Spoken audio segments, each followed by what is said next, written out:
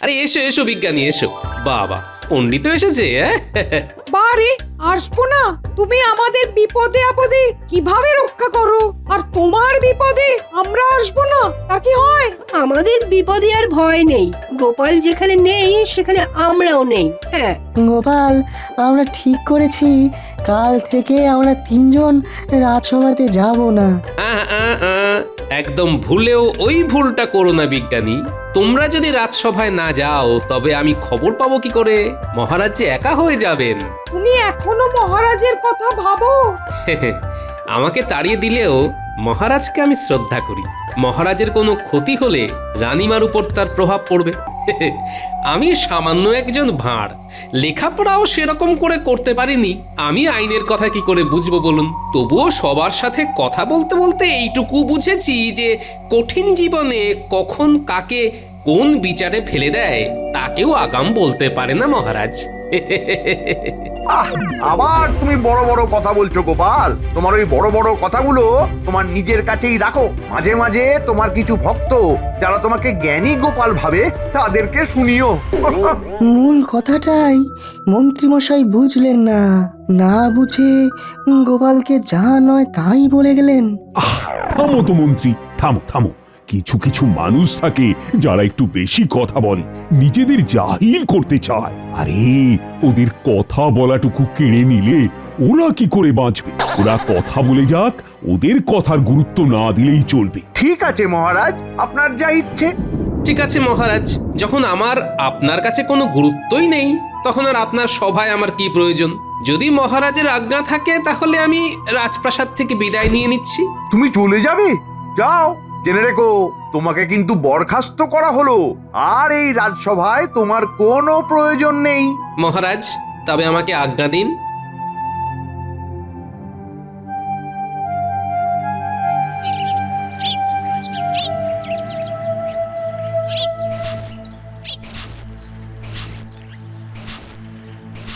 কি গো, বলি তুমি চলে এলে যে? তোমার শরীর টরীর খারাপ হলো নাকি? না না, শরীর খারাপ হবে কেন? শরীর শরীরের জায়গায় ঠিকই আছে। তবে চলে এলে যে? এই তো কিছুক্ষণ আগে গেলে। আসল কথা বললে তো এক্ষুনি দুশ্চিন্তা করবে। আসল সত্য না বলে অন্য কি কিছু গো, বলতে তুমি হবে। চুপ কেন?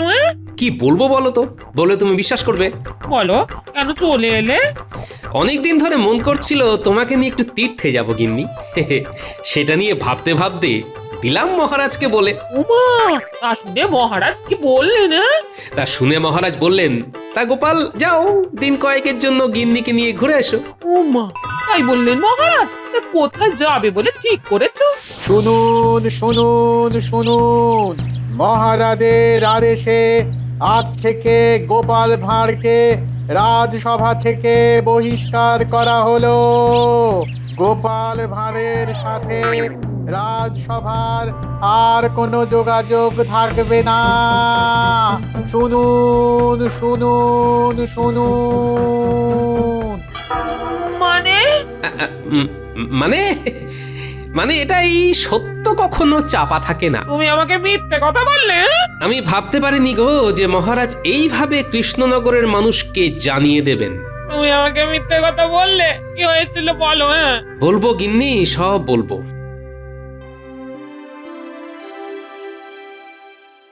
এইভাবে গোপালকে যে রাজসভা থেকে বহিষ্কার করে দেবেন এটা ভাবতেও পারিনি। ছি, মহারাজ পরে বুঝতে পারবেন যে তিনি কত বড় ভুল করেছেন। আসতে হবে গোপালের কাছে তখন, অহংয়ের বেড়া ভাঙবে যখন। বাহ, ভালো বললে তো সভাকবি। কি বিজ্ঞানী, তুমি চুপ করে কেন? কি ভাবছো? মহারাজ গোপালের কথা তাই বুঝতে পারেননি। গোপাল কিন্তু মহারাজকে কখনো এমন কথা বলেনি যে মহারাজ ছোট হন, এটাই ভাবছিলাম। এই রাজসভায় আর না, মহারাজ আমাদেরও চান না। চলো সভাকবি, আমরা একটু গোপালের সাথে দেখা করে আসি। গোপালের সাথে কথা বলে একটু হালকা হই। চলো চলো পণ্ডিত, চলো। ঠিক আছে, চলুন তবে যাই।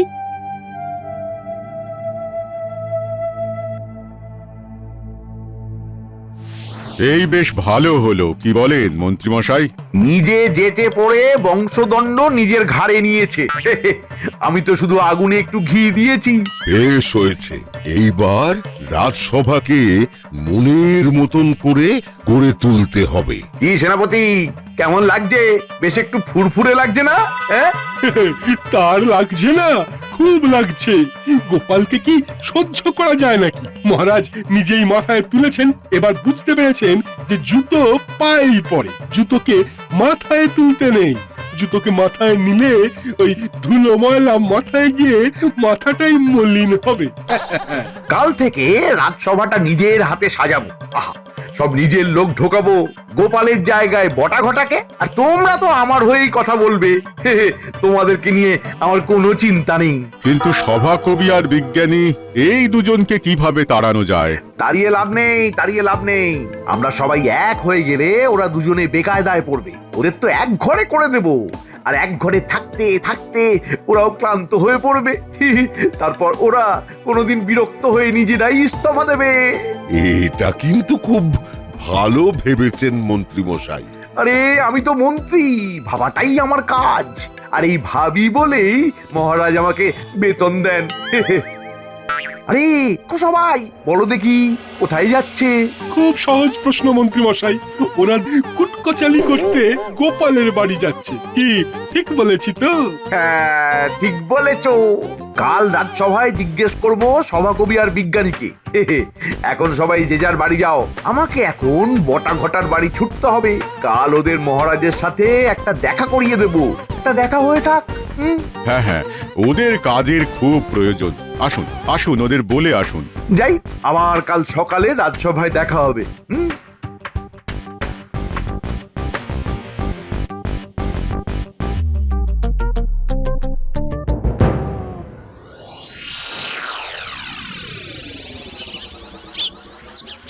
কি হে গোপাল, আছো নাকি বাড়ি? আরে এসো এসো বিজ্ঞানী, এসো। বাবা, পণ্ডিত এসেছে। বারে আসবো না? তুমি আমাদের বিপদে আপদে কিভাবে রক্ষা করো, আর তোমার বিপদে আমরা আসবো না, তা কি হয়? আমাদের বিপদে আর ভয় নেই। গোপাল যেখানে নেই সেখানে আমরাও নেই। হ্যাঁ, গোপাল, আমরা ঠিক করেছি কাল থেকে আমরা তিনজন রাজসভাতে যাব না। একদম ভুলেও ওই ভুলটা করো না বিজ্ঞানী। তোমরা যদি রাজসভায় না যাও তবে আমি খবর পাবো কি করে? মহারাজ যে একা হয়ে যাবেন। তুমি এখনো মহারাজের কথা ভাবো? আমাকে তাড়িয়ে দিলেও মহারাজকে আমি শ্রদ্ধা করি। মহারাজের কোনো ক্ষতি হলে রানীমার উপর তার প্রভাব পড়বে। ঠিক আছে গোপাল, রাখবো তোমার কথা। যতই থাকুক হৃদয় মাঝে তোমার জন্য ব্যথা। গিন্নি, কোথায় গেলে গো? দাও দাও, আমার সহকর্মীদের জল খাবার দাও। আবার এইসবের কি দরকার? সারাদিন পর আমার ঘরে এলে আমাকে অতিথি সেবা করতে দাও।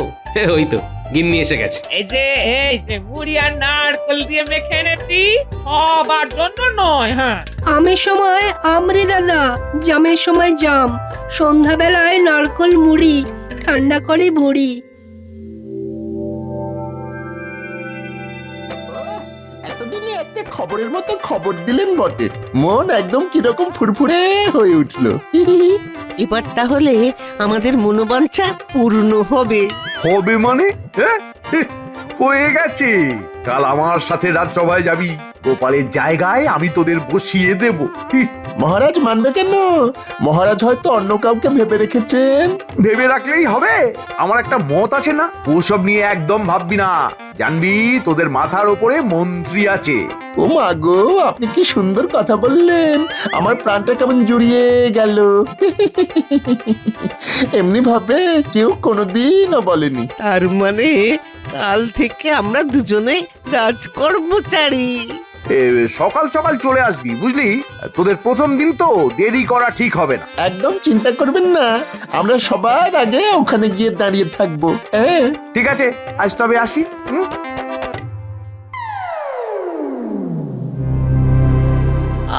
মহারাজ, আপনি আর কত ভুল করবেন বলতে পারেন? কেন রানী, কি ভুল করলাম? কি ভুল করলেন? আপনি জিজ্ঞেস করছেন আমাকে যে আপনি কি ভুল করলেন? মহারাজ, আপনি কি সত্যি মনে করতে পারছেন না? ও, তুমি কি গোপালের কথা জিজ্ঞেস করছো? অবশ্যই। আপনি কি মনে করেন আপনি ভুল করেননি? গোপাল না বড় অন্যের ব্যাপারে নাক গলায়। তার জন্য দায়ী কে মহারাজ? কে দায়ী? আপনি আপনি আপনি দায়ী মহারাজ। গোপালকে রাজ্যের সব কাজে জড়িয়েছেন। গোপালকে ছাড়া একটা দিন আপনি কল্পনা করতে পারেন মহারাজ? আমার ভুল হয়েছে, ঠিকই বলেছ। এবার গোপাল ছাড়াই আমাকে চলতে হবে। আমার অনেক সভাসদ, তাদেরও জ্ঞান আছে, আমার মন্ত্রী আছে, মন্ত্রীর মন্ত্রণা নেব না। আমার আর গোপালকে দরকার নেই। এত সংকট থেকে গোপাল যে এই কৃষ্ণনগরকে বাঁচালো, তার এই প্রতিদান। দেখো রানী, আমি কিন্তু গোপালকে চলে যেতে বলিনি। গোপাল নিজে থেকেই গেছে। কিসের অত উদ্ধত্ত? গোপাল আমার বেতনভোগ কর্মচারী। মহারাজ, আপনার ওপর দুষ্ট গ্রহের দৃষ্টি পড়েছে। আপনি তো দিশাহীন মহারাজ। আপনি চরম বিপদের মধ্যে পড়বেন। আপনি গোপালকে আনুন। না না না, এই অনুরোধ তুমি আর করবে না। আমি রাখতে পারবো না। বাতি নিভিয়ে দাও, আমার ঘুম পেয়েছে। মহারাজ, গোপালের কোনো ঔদ্ধত্য নেই। ঔদ্ধত্য যদি কারো থাকে, সেটা আপনার। আর অচিরেই আপনার ভুল ভাঙবে। গোপালকে আপনার প্রয়োজন হবে মহারাজ, হবেই। এটা আমি মনে মনে জানি। মহারাজ, চিন্তার কিচ্ছু নেই। গোপাল গেছে বলে শোক করার দরকার নেই মহারাজ। আমরা সবাই এক একটা গোপাল। নিশ্চয়ই, তুমি আমার মন্ত্রী, তোমার বুদ্ধি কি কিছু কম আছে? গোপালের জায়গায় আমি দুজনকে ভেবে রেখেছি।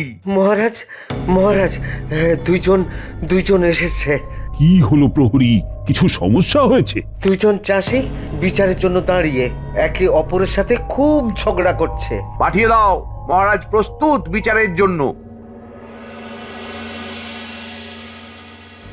মহারাজ, এই বিচার শেষ করে আপনার সাথে একটা বিশেষ আলোচনায় বসবো।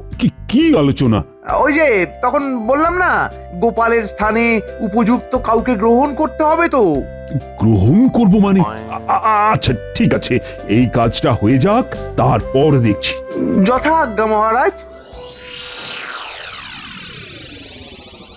বলো, তোমাদের সমস্যা বলো তো। মহারাজ, আমি একজন চাষি, চাষ করি, আমি পেট চালাই। এই মুকুন্দ আমার গরু চুরি করে নিয়েছে। কি? আমি চুরি করেছি? মিথ্যেবাদী, খালি মিথ্যে কথা বলা। মুকুন্দ, ভালো হচ্ছে না বলছি। আমি মিথ্যে কথা বলছি না তুই মিথ্যে কথা বলছিস? আবার মিথ্যে কথা? থামো, তোমরা একে একে বলো। তুমি বলো, তোমার নাম কি? আগে যুধিষ্ঠির। কানা ছেলের নাম পদ্মলোচন। সকাল থেকে সন্ধে পর্যন্ত খালি মিথ্যে কথা বলে, তার নাম নাকি আবার যুধিষ্ঠির। দেখছেন মহারাজ? এই চুপ করো মহারাজ, বিচার করছেন। বলো, প্রথম থেকে বলো তো। কাল রাতে ঘুমোতে যাবার আগে দেখলাম আমার গরুটা আমার গোয়ালে বেশ আরাম করে বসে জাবর কাটছে। হঠাৎ একটা শব্দ শুনি, বাইরে বেরিয়ে এসে দেখি ও আমার গরুটাকে চুরি করে নিয়ে চলে যাচ্ছে। আমি চোর চোর বলে চিৎকার করে উঠলাম। দেখ যুধিষ্ঠির, মিথ্যে কথা মোটে বলবি না একদম। আমার গরুটা তোর গোয়ালে বাঁধা বললেই হলো। মহারাজ, ও যে গল্পটা বললো না, সেটা আমার কথা। আরে তুই তো অসাধারণ লোক রে। হ্যাঁ, আমার জীবনে ঘটে যাওয়া ঘটনাটাকেও চুরি করলি। তুই আমার গরু চুরি করেছিস। আমার ভারী বয়েই গেছে। তুই আমার গরু চুরি করেছিস আর আমার গল্পটাকেও চুরি করেছিস। কি কাণ্ড রে বাবা! দুজনেই দুজনকে চোর বলছে, তা আসল চোরটা কে? মুকুন্দ চোর। বললেই হলো মুকুন্দ চোর। মহারাজ, যুধিষ্ঠির চোর। এ তো খুব সংকটে পড়লাম। দুজনেই দুজনকে চোর বলছে, আসল চোরটা কে? ও মন্ত্রী, কি হবে গো? মহারাজ, আমাকে আজকের রাতটা ভাবতে দিন। হ্যাঁ, কাল বিচার হবে। ঠিক বলেছ। শোনো, তোমরা আজ ঘরে যাও, কাল এসে বিচার ঠিক পেয়ে যাবে। দুজনে সাক্ষী নিয়ে আসবে, কিন্তু সাক্ষীদের প্রশ্ন করলেই কে চোর সেটা ধরা পড়ে যাবে।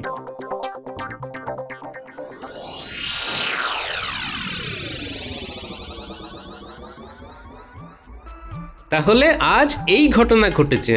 কাল ওদের সাক্ষী সাবুত কি বলে সেটা লক্ষ্য করবে সবাই। তারপর মহারাজ কি রায় দেন সেটাও দেখো। কি আর রায় দেবেন?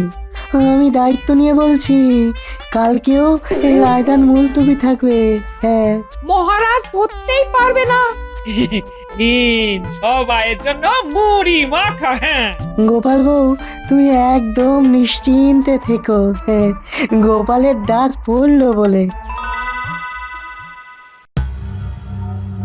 মন্ত্রী, বাদী আর বিবাদী দুপক্ষের কথা শুনে আজ আমাদের রায় দান করতে হবে। আগে হ্যাঁ মহারাজ। তাহলে বিচার পর্ব শুরু করো। যুধিষ্ঠির, না না, তুমি শুরু করো। কি আর বলবো মহারাজ, ওই রাতের বেলা গরু চুরি করে নিয়ে বেরোবার সময় হাতে নাতে ধরা পড়ে যায়। আমি ওকে জড়িয়ে ধরে চিৎকার করে উঠি, তারপর সবাই এসে দেখে।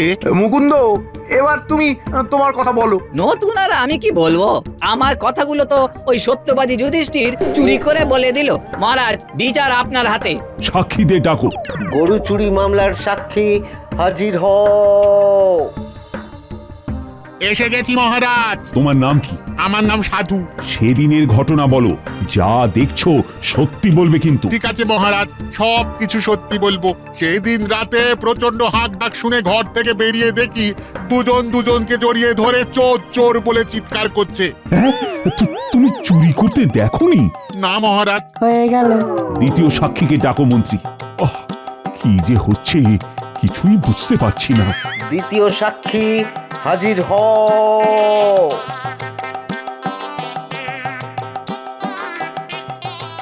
বলছে সভাকবি, মন্ত্রী মশাই হবেন ছবি। আগে আমি চরণ মহারাজ, সেদিন যা দেখেছি সব বলছি। তুমি কাউকে চুরি করতে দেখেছো? চুরি করতে তো দেখিনি, আমি চিৎকার শুনে বেরিয়ে এসে দেখি দুজনে দুজনকে ধরে চিৎকার করছে চোর চোর বলে। যা বাবা, কেউ তো কাউকে চুরি করতে দেখেনি। তাহলে বিচারটা হবে কি করে? আরে কি গো মন্ত্রী, তুমি কিছু বলো। মহারাজ, মহারাজ, আমার সব গুলিয়ে যাচ্ছে, আমার মাথা কাজ করছে না মহারাজ।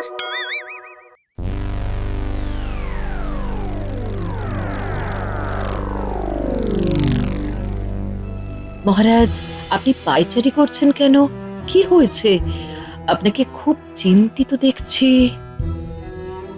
আর বলো না রানী, খুব সংকটে পড়েছি। কিভাবে যে এই সংকট থেকে উদ্ধার পাবো সে জানি না। কি সংকট? আমি সেটা জানতে চাইবো না মহারাজ, ওটা আপনার বিষয়, কারণ আপনি রাজা। আমি শুধু আপনাকে একটা কথা মনে করিয়ে দিতে চাই, এই সংকট থেকে উদ্ধার পেতে কি গোপালের প্রয়োজন? গোপাল?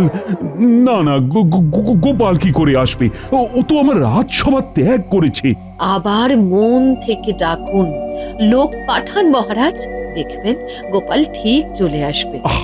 তুমি কি বলছো আমি ঠিক বুঝতে পারছি না। আমাকে গোপালের বাড়ি লোক পাঠাতে হবে? আপনি যদি সংকট থেকে মুক্তি পেতে চান, তবে আপনার মনের অহংকারকে সরিয়ে রেখে গোপালের বাড়িতে লোক পাঠিয়ে ওকে কাল রাজসভায় ডাকুন মহারাজ। আর সংকট যদি জিয়ে রাখতে চান, তবে আপনার অহংকারকে নিয়েই থাকুন। মহারাজ, রাত হলো। হ্যাঁ, ঠিক বলেছ রানী, আমি কাল সূর্য ওঠার সাথে সাথে গোপালের কাছে লোক পাঠাবো।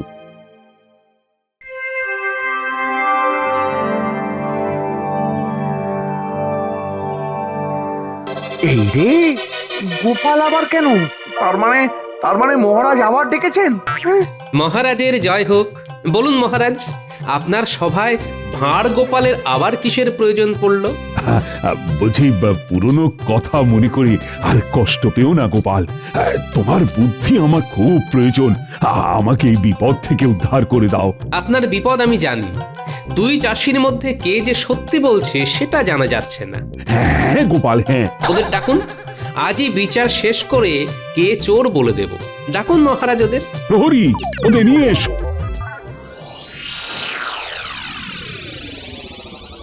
দেখো ভাই, তোমাদের মধ্যে একজন চোর, কিন্তু যেহেতু কোনো সাক্ষী তোমাদের কাউকে চুরি করতে দেখেনি, সুতরাং তোমাদের দুজনকেই আমাদের সময় নষ্ট করার অপরাধে একটা ছোট কাজ দেব। কাজ না বলে ওটাকে শাস্তিও বলতে পারো। কি কাজ? তোমাদের দুজনকে শ্মশান থেকে একটা মৃতদেহ নিয়ে নদীতে ভাসিয়ে দিতে হবে।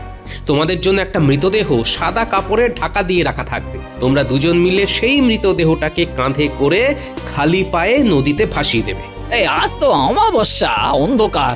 ওরে বাবারে, কিচ্ছু করার নেই, আমি ধরে নিচ্ছি যে তোমরা দুজনেই চোর। এই শাস্তিটা মাথা পেতে নিতেই হবে।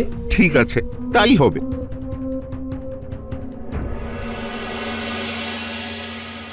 গোপাল, দেখি তোমার এই বুদ্ধিতে আমাদের কাজ উদ্ধার হয় কিনা। আমাদের রাত্রি পর্যন্ত অপেক্ষা করতেই হবে, আর আমার কথা মতো মহারাজকে নদীর ধারে লুকিয়ে থাকতে হবে।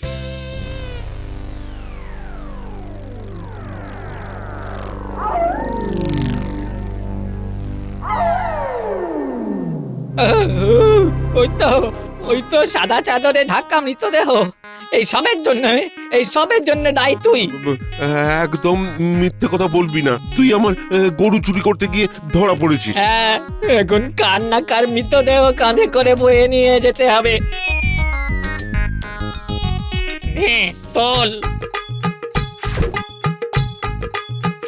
ওরে বাবা, খুব ভারী।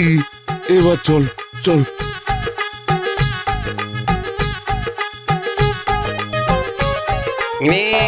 কেমন লাগছে? কে? যাকে ঘাড়ে করে নিয়ে যাচ্ছিস আমি সেই। ওরে বাবা রে,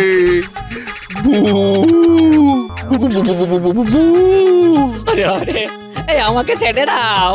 ওরে নামিয়ে রেখে ছোট ছোট। চুপ, আমায় নামালেই আমি ঘাড়া মটকাবো। চল, আমাকে নদীতে ভাসিয়ে দিবি, চল। না না না না না, নামাচ্ছি না, আমার ঘাড় মটকিও না। এবার বল দেখি তোদের মধ্যে চোর কে? মিথ্যে বলিস না, কারণ আমি জানি কে চোর। ভূতের চোখকে ফাঁকি দেওয়া খুব অসম্ভব। আমি শুধু আসল চোরের মুখ থেকে শুনতে চাই, না বললে এক্ষুনি ঘাড়া মটকে দেব। আমি চুরি করেছি, আমি চোর। ঠিক আছে, এবার আর তোর কোনো ভয় নেই। এবার আমাকে নদীর কাছে একটু নামিয়ে রাখ। নদীর ধারে এই ফুরফুরে হাওয়ায় আমি আমার ভূত জন্মকে সার্থক করি। এই নামিয়ে রাখলাম। মহারাজ, এই যুধিষ্ঠির হলো চোর। আপনি যুধিষ্ঠিরকে কারাগারে বন্দি করুন। তার মানে আপনি ভূত নন? না রে হতভাগা, আমি গোপাল। গোপাল, তোমার তুলনা একমাত্র তুমি। আর হ্যাঁ, আজ একটা জিনিস বুঝলাম, এই কঠিন জীবন কখন কাকে কোন বিচারে ফেলে দেয় সেই কথা কেউ আগাম বলে দিতে পারে না। তাহলে এই বিচারকে কি বলা যায়? গোপাল হলো ভূত বিচারক।